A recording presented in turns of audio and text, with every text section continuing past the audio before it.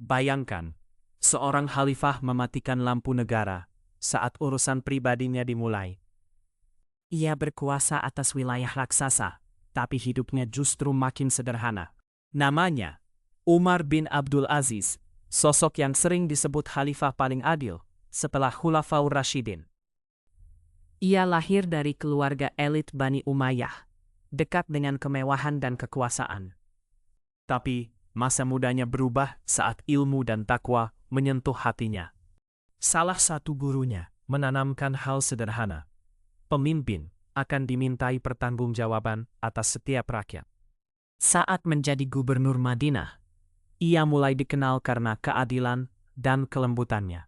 Ia membuka pintu rumahnya untuk kritik, sesuatu yang langka bagi penguasa besar.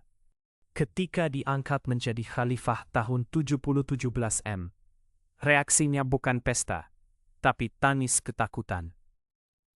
Ia tahu, jabatan itu bukan hadiah, melainkan beban di hadapan Allah.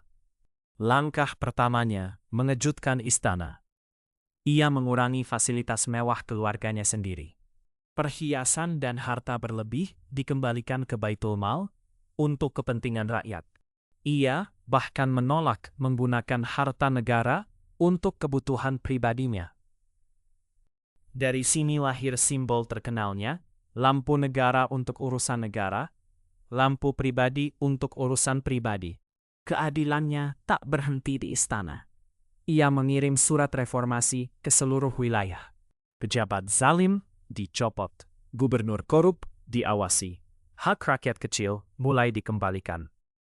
Ia juga menghentikan kebiasaan mencaci Ali di mimbar, tradisi politik yang telah lama berjalan. Sebagai gantinya, ia mendorong ayat dan nasihat yang menyejukkan umat. Ia memerintahkan pengembalian tanah yang dirampas secara tidak adil, termasuk milik keluarga berpengaruh.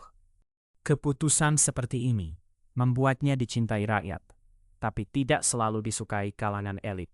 Umar juga memperbaiki sistem pajak agar tidak menekan orang yang baru masuk Islam.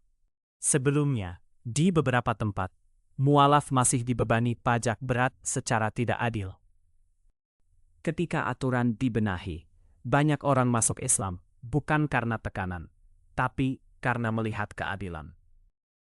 Ia juga serius membangun kesejahteraan sosial melalui zakat dan distribusi yang tepat. Riwayat terkenal menyebut, di beberapa wilayah, petugas kesulitan menemukan penerima zakat.